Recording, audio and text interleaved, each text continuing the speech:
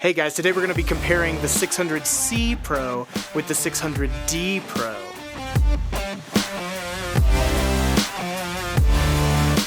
Okay guys, so the first thing you should know about this is not a comparison in the sense that like one is better than the other. These are two different tools used for two different things depending upon what you need. And that is really backed up by the findings that we got when we actually compared these two.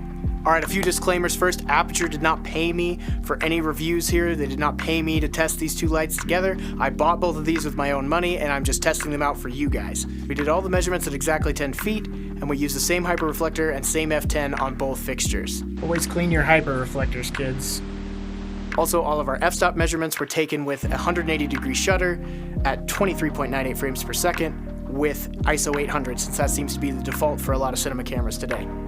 Alright, so let's jump into the results. So bare bones with just a hyperreflector at 5600K, output for the 600D was at about f16.9, output for the 600C was at about 11.6, and that's about a difference of about 1.5 stops, which means it's actually a little less than half the brightness of the 600D with just the normal hyperreflector on. So you get a little more than double the punch out of the 600D with just a normal hyperreflector at 5600K. For you lux people out there, that's 6,300 lux on the 600D, and 2,600 lux on the 600C. Alright, next we put the f10 Fresnel on each fixture, and this is where it got really interesting. So flood mode with the f10 on the 600D came in at about f22.4. That's almost a full stop gain in flood mode on the 600D. Now the really interesting part is flood mode f10 Fresnel on the 600C here actually lowered the output to f11.2 from f11.6. So you actually got less output with the f10 in flood mode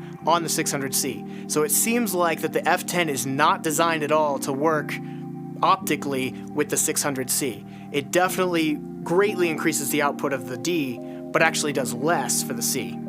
Also for you lux people in flood mode, that means that the 600D got about 9,000 lux out of flood mode on the f10 versus the 600C got about 1,900 lux out of flood mode on the f10 Fresnel.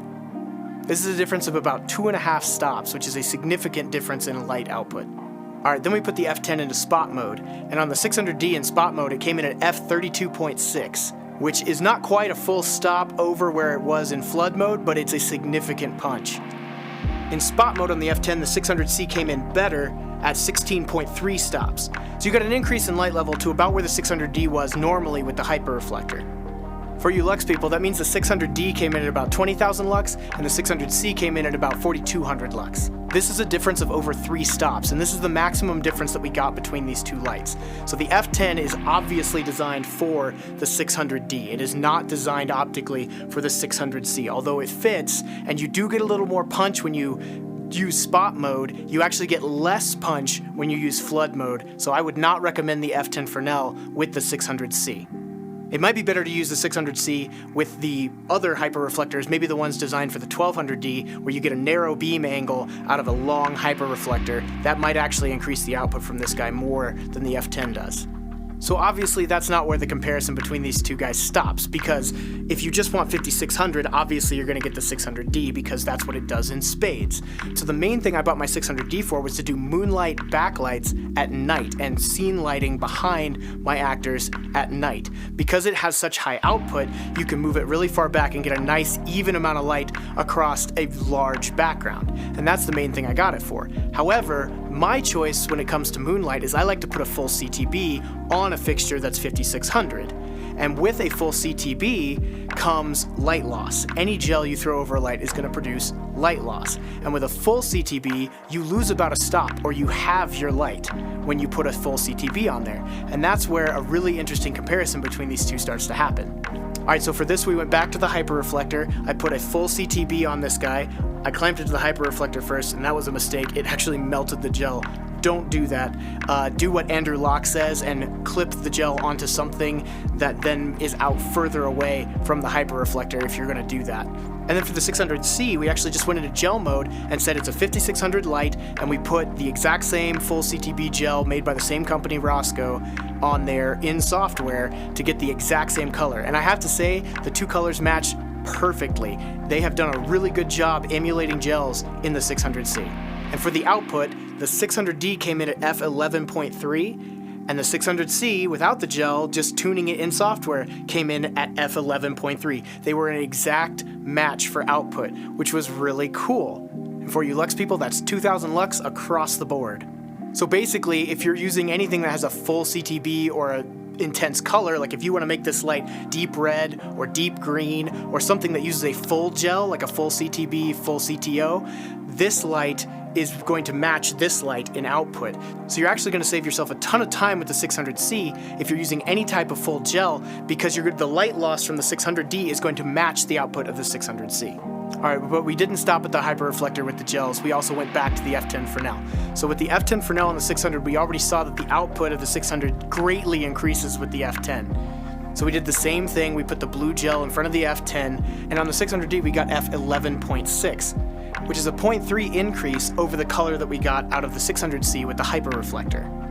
Now remember, if you put the F10 on the 600C in flood mode, you actually lose light. So we actually got a reading of F11 out of the 600C in that light mode.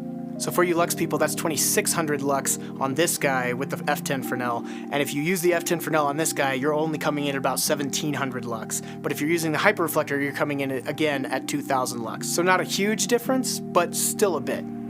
Alright, and then for our final test, we went back into spot mode. And this is interesting because the gel seemed to attenuate even more light out of the F10 in spot mode than you thought it would have.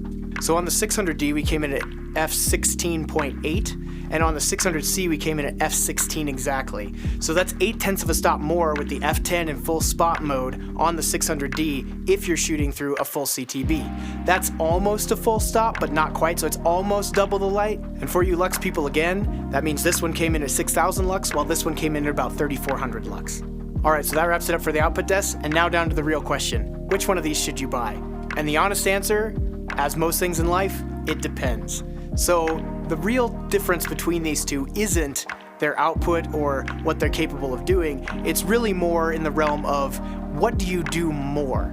Are you the kind of person who needs a pointed source that can be any color often, or you end up gelling your light all the time trying to get different colors out of it? If that's the case, you need the 600C, because you'll get probably more output and it'll be way easier to set up on set.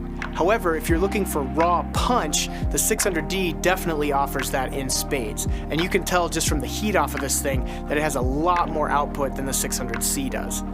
Now another interesting factor between these two lights is battery options. Now they both offer a double V-mount or double gold mount type thing. I have the two V-mount versions here.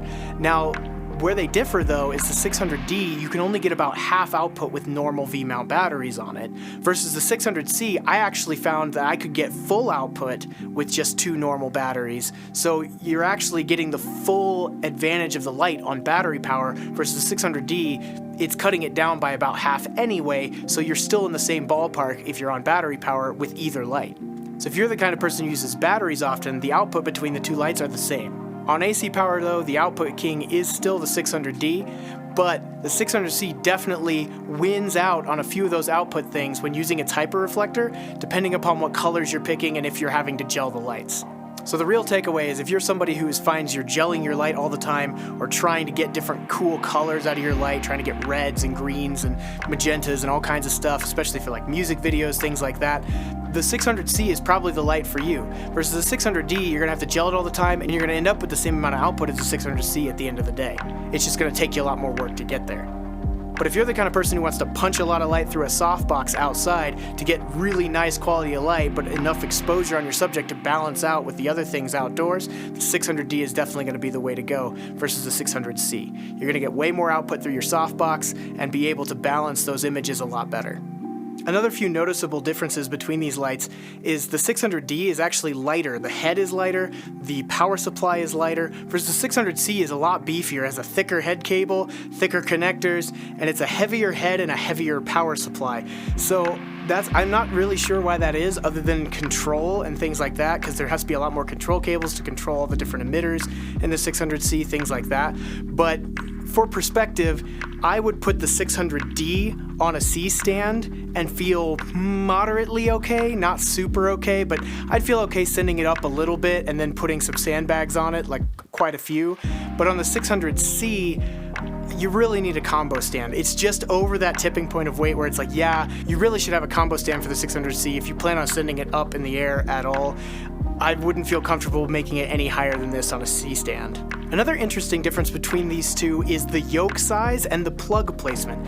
So on the 600D, the yoke is actually a couple inches taller than on the 600C, which I found weird. Like, I don't know why Aputure decided to do that. Maybe it has something to do with the way it tilts or something, I don't know. But also the connector on the back of the 600D comes out at like an angle, so it's really easy to turn up and down, and the cable doesn't really get in the way. Versus on the 600C, the cable plugs straight in the bottom, so the cable kind of bangs against the yoke, and you have to kind of thread it through to tilt up more than that. So the design is a little weird on the 600C in that respect.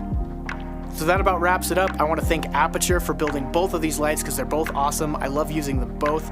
And if you like this content, don't forget to like and subscribe because we gotta have a lot more stuff like this coming at you.